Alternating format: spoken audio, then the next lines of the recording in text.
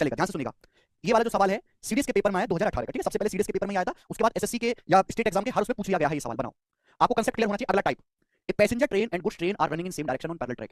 एक passenger train, एक यात्री ट्रेन, एक मालगाड़ी ट्रेन है, वो सेम डायरेक्शन में चल रही है, सेम डायरेक्शन में पैरेलल ट्रैक्स पर, सेम डायरेक्शन में चल रही है पैरेलल ट्रैक्स पर।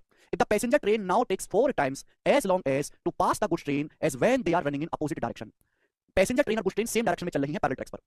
यदि पैसेंजर ट्रेन को 4 गुना समय लगता है गुड्स ट्रेन को पार करने में जब वो अपोजिट डायरेक्शन में चलती हैं उससे। लाइन समझ में आई? यात्री ट्रेन मालगाड़ी को पार करने में 4 गुना समय लेती है जब वे विपरीत दिशा में चल रही होती हैं उस समय से।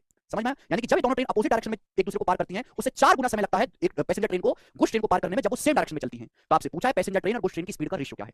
तो मैंने मान लिया कि पैसेंजर ट्रेन की स्पीड s1 है, गुड्स ट्रेन की स्पीड s2 है, और आपसे दोनों ट्रेन की स्पीड का रेशियो पूछा गया। इस सवाल में भी आपको दो केस दिखाए गए। अगर आपने बेसिक लेक्चर ढंग से देखा है जो स्टार्टिंग के आधे घंटे समझाया था, तो मैंने बताया था कि दो ट्रेन चाहे एक दूसरे को सेम डायरेक्शन में क्रॉस करें चाहे अपोजिट डायरेक्शन में क्रॉस करें, टोटल डिस्टेंस सेम होती है। अगर दो ट्रेन एक दूसरे को सेम डायरेक्शन में क्रॉस करती हैं तो टाइम लगता है L1 + L2 upon S1 plus same direction में S1 - S2। अगर दो ट्रेन एक दूसरे को अपोजिट डायरेक्शन में क्रॉस करती हैं अपोजिट डायरेक्शन में तो समय लगता है L1 + L2 upon S1 + S2। अगर दो ट्रेन एक दूसरे को अपोजिट डायरेक्शन में क्रॉस करती हैं तो रिलेटिव स्पीड दोनों केसेस में अलग-अलग हो जाएगी, बट टोटल डिस्टेंस सेम रहती है।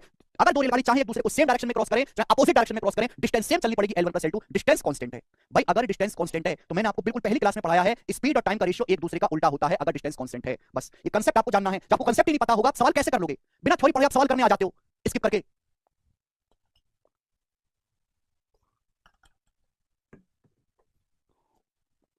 एसएससी बैंक साइंस दोनों एक साथ मत करो।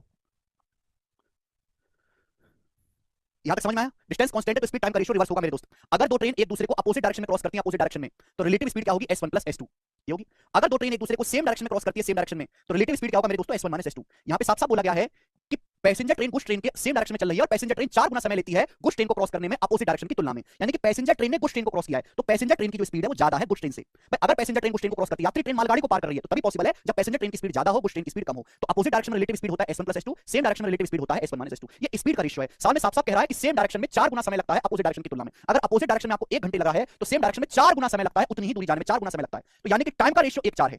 अपोजिट डायरेक्शन में अगर 1 घंटे लगता है तो सेम डायरेक्शन में आपको 4 गुना समय लगता है, तो टाइम का रेशियो 1:4 है बच्चों। तो स्पीड का रेशियो उल्टा नहीं हो जाएगा 4:1? 4:1 आप बोलोगे हां जी सर स्पीड का रेशियो उल्टा हो जाएगा 4:1। समझ में आया? आप बोलोगे हां जी सर। हमेशा S1 + S2 प्लस वाली चीज नीचे रखो, माइनस वाली चीज ऊपर, प्लस वाली चीज ऊपर, माइनस वाली चीज नीचे। अब कंपेंडो डिविडेंडो का सवाल बन गया जो मैंने आपको रेशियो पढ़ाया है। कंपेंडो डिविडेंडो भूल गए तो मैं कुछ नहीं कर सकता, दोबारा से जाकर पढ़ लो, रिवीजन कर लीजिए। S1 से S2 का रेशियो कितना आएगा भाई? यहां से 4 + 1 अपॉन 4 - 1 कितना हो गया? S1 से S2 का रेशियो आएगा 4 + 1 अपॉन 4 - 1 5/3 और ये सवाल का आंसर है सी ऑप्शन। खत्म। अगर आप इस टाइप का सवाल देखोगे, अगर आप सेम इसी लैंग्वेज का सवाल देखोगे तो इंडिया में ऐसा कोई एग्जाम नहीं है जिसपे पिछले 4 सालों में इस पे सवाल ना आया हो। 4 साल